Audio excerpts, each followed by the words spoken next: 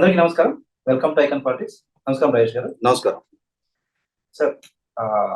Volunteers ఈ జగన్ గారి ప్రభుత్వం వచ్చిన తర్వాత 2019లో కొత్తగా తయారు చేసిన వ్యవస్థ. అసలు ఎమ్మెల్యేలను కూడా కాకుండా వాలంటీర్లకే క్రేజ్ వచ్చేలా చేశారు పైన. ఇప్పుడు వాళ్ళని ఎలక్షన్ ప్రాసెస్ లో ఇన్వాల్వ్ చేయదని చెప్పేసి ఎలక్షన్ కమిషన్ చెప్పింది. అయినా అందులో కొంతమంది సస్పెండ్ కూడా చేసింది, విధుల నుంచి తప్పించింది. అయినా కూడా చాలా మంది అంటే సస్పెండ్ చేసిన వాళ్ళు కొంతమంది అయితే బ్యాగ్ ఉన్న వాళ్ళు చాలా మంది ఉన్నారు, సస్పెండ్ చేయకుండా ఉన్న వాళ్ళు. ఏంటి పరిస్థితి అంటే ఒక మేబీ లెస్ దాన్ 0.5% కూడా సస్పెండ్ చేయాలి వరకు. సో ఎలా ఎదుర్కొంటారు వీళ్ళకి? అసలు వాలంటీర్స్ అర్థమవుతుందా దానివల్ల జరగబోయే తీవ్ర పరిణామాలు ఏంటో కాస్త మీరు విశ్లేషణ చెప్పండి సార్. ఇవాళ యథా రాజా తదా ప్రజ అనేది నానుడి మనం మొదటి నుంచి వింటానే ఉన్నాం కదా. అలాగే పాలకుడుగా ఉన్న జగన్మోహన్ రెడ్డి గారు, ఆయన పార్టీ, ఆయన మంత్రివర్గం, వాళ్ళ శాసనసభ్యులు, ప్రజాప్రతినిధులు వాళ్ళు ఎట్లయితే వ్యవస్థలను ధిక్కరించే బరితెక్కింపు ప్రదర్శిస్తూ ఉంటారో, ఇవాళ వారి చేత నియామకం చేపట్టబడిన వారి సొంత పార్టీ సైన్యం. ఎందుకంటే ఈ వాలంటీర్ల గురించి ప్రస్తావన వచ్చిన ప్రతి సందర్భంలో కూడా వైసీపీ పార్టీ కీలక నాయకులే చాలా సందర్భాల్లో వాళ్లే ప్రస్ఫుటం చేయడం జరిగింది. వైసీపీ ద్వారా నియామకం చేపట్టబడిన ఈ వాలంటీర్లందరూ కూడా మన పార్టీ కార్యకర్తలు, మన సానుభూతి పరులు, మన అభిమానులే అని చెప్పారు. రీసెంట్ గా సిద్ధం సభ వేదిక నుంచి ముఖ్యమంత్రి హోదాలో జగన్మోహన్ రెడ్డి గారు కూడా వాలంటీర్లు మన సైన్యం అని చెప్పని స్పష్టం చేశారు.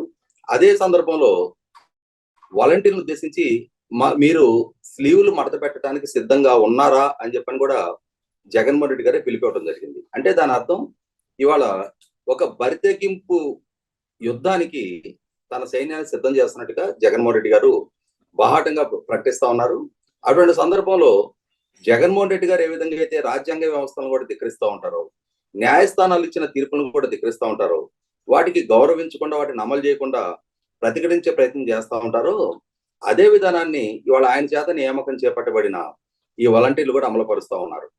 వాలంటీర్లు ఇవాళ స్వచ్ఛంద సేవకులుగా ప్రభుత్వం వారిని ప్రకటిస్తున్నా, వారికి ప్రభుత్వ ఖజానా నుంచి దాదాపుగా ఈ 5 సంవత్సరాల కాలంలో ఇప్పటికి 9,750 కోట్ల రూపాయలు ఆ వ్యవస్థ మీద ఖర్చు పెట్టడం జరిగింది. అంతటి భారీ ఖర్చు ప్రజలు కట్టిన పన్నుల నుంచి వారి కోసం చేసిన నేపథ్యంలో 100కి 100 వాళ్ళ వారిని కూడా ప్రభుత్వ ఉద్యోగులుగానే పరిగణించాలి. అంటే వారు పూర్తి స్థాయి ఉద్యోగులు కాకుండా ప్రభుత్వం నుంచి వేతనం పొందుతున్నారు, గౌరవ వేతనం అందుకుంటున్న ఎవరైనా సరే ఇవాళ ఆ కొన్ని పరిమితులకి పరిధులకి లోబడే పనిచేయాల్సి ఉంటుంది. ఎలక్షన్ కోడ్ వచ్చింది అంటే మే 13వ తారీఖు జరగబోతున్న ఆంధ్రప్రదేశ్ రాష్ట్ర శాసనసభ అలాగే పార్లమెంట్ ఎన్నికలకు సంబంధించి కేంద్ర ఎన్నికల సంఘం వైపు నుంచి ఎన్నికల కోడ్ ఆల్రెడీ బిగిన్ అయిపోయిన నేపథ్యంలో రాజకీయపరమైన కార్యకలాపాలు ఈ వాలంటీర్ల వినియోగం చేయడానికి వీల్లేదు, వాళ్ళు పాల్గొనడానికి వీల్లేదు అని చెప్పని ఎన్నికల సంఘం పదే స్పష్టం చేసింది. స్పష్టం చేసినా కూడా అధికార పార్టీ అభ్యర్థులు, ప్రజాప్రతినిధులు వాలంటీర్లతోటి ఆత్మీయ సమావేశాలు ఏర్పాటు చేసి వారిని ప్రలోభ పెట్టే విధంగా వారికి బహుమతులు, డబ్బు పంపిణీ చేస్తా వారి ద్వారా ఎన్నికలు సజావుగా జరుపుకోవడానికి మీ సహకారం మాకు అవసరము అని చెప్పని వారిని అంటే వారి సేవలు వినియోగించుకోవడానికి బాహాటంగానే ప్రయత్నం చేస్తా ఉన్నారు. ఈ సందర్భంలో వారు కూడా ఇవాళ అభ్యర్థులుగా ప్రకటించబడిన వైసీపీ నాయకుల తరఫున ప్రచారం నిర్వహిస్తా ఉన్నారు. వారి తరఫున బాహాటంగానే వైసీపీ జెండాలు చేతుకొని ఇవాళ ప్రజాక్షేత్రంలో కలిసి తిరుగుతా ఉన్నారు. ఇటువంటి సందర్భంలో విజిల్ యాప్ అని చెప్పని ఒక యాప్ ఎలక్షన్ కమిషన్ ఇంట్రడ్యూస్ చేసింది. అంటే ఇటువంటి వైలేషన్స్ కి పాల్పడిన ఏ అంశాన్ని సరే ఎలక్షన్ కమిషన్ దృష్టికి తీసుకురావడం కోసం ఒక యాప్ ప్రజలకు అందుబాటులోకి తేవడం జరిగింది. ఆ యాప్ ద్వారా అటువంటి ఉల్లంఘనకు పాల్పడుతున్న వాలంటీర్లకు సంబంధించిన సమాచారాన్ని ఎప్పటికప్పుడు ఎన్నికల సంఘం దృష్టికి తీసుకెళ్తా ఉన్నారు. అటువంటి దృష్టికి తీసుకెళ్లిన కొన్ని సెలెక్టివ్ ఇన్సిడెంట్స్ లో కొంతమంది అంటే తమ దృష్టికి వచ్చిన కొంతమంది వాలంటీర్ల విషయంలో ఎన్నికల సంఘం చర్యలకు ఉపక్రమిస్తుంది. కానీ ఇవాళ ప్రజలు, ప్రతిపక్షాలు అంతగా అంటే ఇవాళ అధికార పార్టీ నాయకుల్ని ధిక్కరిస్తూ వాళ్ళు ప్రచార కార్యక్రమాల్లో పాల్గొంటున్న వాలంటీర్లని ఫోటోల ద్వారా క్యాప్చర్ చేసి ఎన్నికల సంఘం దృష్టికి తీసుకెళ్లని సంఘటనలు చాలా ఉంటున్నాయి.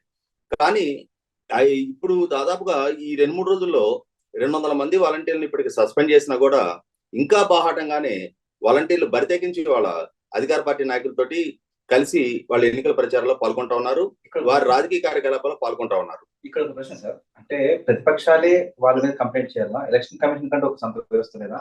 వాళ్ళు చూసుకోవాలి ఇవన్నీ. అంటే ఎన్నికల సంఘానికంటూ సొంత మెకానిజం ఉండదు. సహజంగా ఏంటంటే రాష్ట్ర ప్రభుత్వ యంత్రాంగమే ఎన్నికల సంఘం కింద జవాబుదారీగా పనిచేస్తూ ఉంటుంది. ఒకసారి ఎన్నికల కోడ్ అంటూ వచ్చిన తర్వాత ప్రభుత్వ ఆజమాయిషి ఉండదు. ఎన్నికల సంఘం ఆధ్వర్యంలోనే రాష్ట్ర ప్రభుత్వ యంత్రాంగం కూడా పనిచేస్తూ ఉంటుంది. ఇటువంటి సందర్భంలో ప్రతి ప్రభుత్వ ఉద్యోగి కూడా ఎన్నికల సంఘంలో అంతర్భాగంగానే పరిగణించాలి.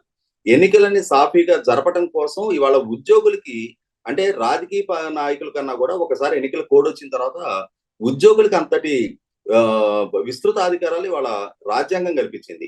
ఇటువంటి సందర్భంలో ప్రజాస్వామ్య స్ఫూర్తి పట్ల నమ్మకం ఉంటే, ప్రజాస్వామ్యాన్ని కాపాడాలన్న ఆలోచన ఉంటే, ఉద్యోగులు చిత్తశుద్ధితోటి నిజాయితీ వాళ్ళు పనిచేస్తే ఎన్నికలు పారదర్శకంగా జరపడానికి వీలవుతుంది. అదే సందర్భంలో అప్పటి వరకు తమ మీద బాధ్యతను చూపించిన రాజకీయ నాయకుల్ని ఇటువంటి వైలేషన్స్ పాల్పడకుండా కట్టడి చేయగలిగే సామర్థ్యం కూడా ఉద్యోగులకు ఉంటుంది. కానీ ఇక్కడ జరుగుతున్నది ఏంటి? ఉద్యోగులు కూడా చాలా ఉదాసీనత ప్రదర్శిస్తున్నారు అనేది వాస్తవం. ఎందుకో తెలియదు, అధికార పార్టీ నాయకులు ఉద్యోగులను కూడా నియంత్రించగలుగుతున్నారు, శాసించగలుగుతున్నారు. ఇటువంటి సందర్భంలో ఉద్యోగులు కూడా ఆలోచించుకోవాల్సింది ఏంటి అంటే, ఇవాళ ఈ అధికార పార్టీ మీ విషయంలో ఏ విధంగా ప్రవర్తించిందో కూడా ఒకసారి చూసుకోండి. ఈ పార్టీ, ఈ ప్రభుత్వం 2019 ఎన్నికలకు ముందు మీకు ఏం వాగ్దానాలు చేశారు, తాము అధికారంలోకి వచ్చిన తర్వాత మీ విషయం పట్ల, మీ సమస్యల పట్ల ఎంత మాత్రం వాళ్ళు అంటే వాటిని సాల్వ్ చేయాలి, మీకు ఏదైనా లబ్ధి చేకూర్చాలని చెప్పని ప్రయత్నం చేశారు, ఎంత చిత్తశుద్ధి ప్రదర్శించారు అనేది కూడా మొట్టమొదటి మీరు ఒకసారి రియలైజ్ అవ్వండి. 2018లో అశుతోష్ మిశ్రా గారి నేతృత్వంలో నియామకం చేపట్టిన పిఆర్సి కమిషన్ ఇంప్లిమెంట్ చేయడంలో కానీ, మీకు అంటే సక్రమంగా సకాలంలో డిఏలు పంపిణీ చేయడంలో కానీ, మీకు జమ చేయడంలో కానీ, మీ దగ్గర ఇన్కమ్ ట్యాక్స్ కట్ చేసి కూడా మీ అకౌంట్ కి డిఏ ఏరియర్స్ జమ చేయని తీరు కానీ, మీకు హెచ్ఆర్ఎస్ లేబుల్ కుదించిన తీరు కానీ, రిటైర్మెంట్ అమౌంట్స్ సెటిల్ చేయని తీరు కానీ, పెన్షనర్లకి అడిషనల్ క్వాంటమ్ ఆఫ్ పెన్షన్ లో కోత విధించిన తీరు కానీ, ఇట్లా అన్ని రకాలుగా ఈ రోజుకి కూడా ఉద్యోగులు ఈ ప్రభుత్వం తోటి ఇబ్బందులు పాలైంది వాస్తవం. గత ప్రభుత్వ హయాంలో 43% ఫిట్మెంట్ ఇస్తే, ఈ ప్రభుత్వం ఇంటర్మ్ రిలీఫ్ కంటే కూడా 4% తక్కువగా 23% ఫిట్మెంట్ మాత్రమే ఖరారు చేసిన తీరు కూడా ఉద్యోగులు గుర్తుంచుకోండి. ఈ ప్రభుత్వ హయాంలో మీ ఆత్మగౌరవాన్ని దెబ్బతీశారు, మీ ఆర్థిక మూలాలను దెబ్బతీశారు, మీ ఆర్థిక ప్రయోజనాలను దెబ్బతీసింది వాస్తవం. ఇవాళ 1వ తారీఖు జీతం కూడా అందని నిస్సహాయ స్థితిలోకి ఉద్యోగులను నెట్టేసిన తర్వాత ఈ ప్రభుత్వ పీడ విరగడ చేసుకోవడానికి దక్కిన అవకాశాన్ని ఎందుకు మీరు ఇవాళ కఠినంగా వ్యవహరించి ఆ నాయకుల్ని కట్టడి చేయాల్సిన స్థాయిలో మీరుండి ఇవాళ మీరెందుకు ఇంతటి ఉదాసీనత ప్రదర్శిస్తున్నారో కూడా ఆలోచించుకోండి. మీ కళ్ళ ముందు జరుగుతున్న అకృత్యాన్ని, మీ కళ్ళ ముందు జరుగుతున్న వైలేషన్స్ ని కట్టడి చేయగలిగే స్థాయి, అధికారం మీకు ఈ రోజు ఉంది. ఇవాళ ఎన్నికల సంఘ ఆధ్వర్యంలో మీరు పనిచేస్తా ఉన్నారు. రాష్ట్ర ప్రభుత్వానికి మీరు జవాబుదారి కాదు. అటువంటి సందర్భంలో ఈ నాయకుల్ని కట్టడి చేయదగిన సామర్థ్యం మీకు ఉన్నప్పుడు దాన్ని పూర్తి స్థాయిలో వినియోగించుకోండి. ఇవాళ వాలంటీర్లు కానీ, రాజకీయ నాయకులు కానీ పరిధి దాటి ప్రవర్తిస్తున్నప్పుడు కట్టడి చేయగలిగే సామర్థ్యాన్ని మీరు ప్రదర్శించండి. ఈ నవ్వారు నెవర్ అనే ఒక స్థితిలో ఇప్పుడు జరగబోతున్న ఎన్నికల్లో మీ పాత్ర చాలా క్రియాశీలకం.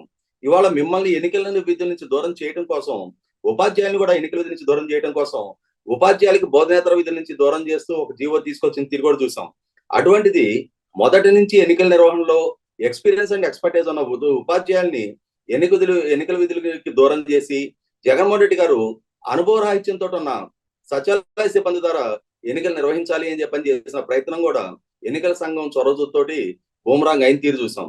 కేవలం వారిని అంటే వేలికి ఇంకు పూయటానికి మాత్రమే సచివాలయ సిబ్బందిని వాడుకోవాలి తప్ప వేరే ఎన్నికలకు సంబంధించిన ఏ కీలక విధుల్లో కూడా వాడుకోవద్దు అని చెప్పని ఒకసారి ఎన్నికల సంఘం ఇచ్చిన ఆదేశాన్ని దృష్టిలో ఉంచుకొని 100కి 100 ఇవాళ ఉద్యోగులు కూడా క్రియాశీలకంగా వ్యవహరించాల్సిన అవసరం ఉంది.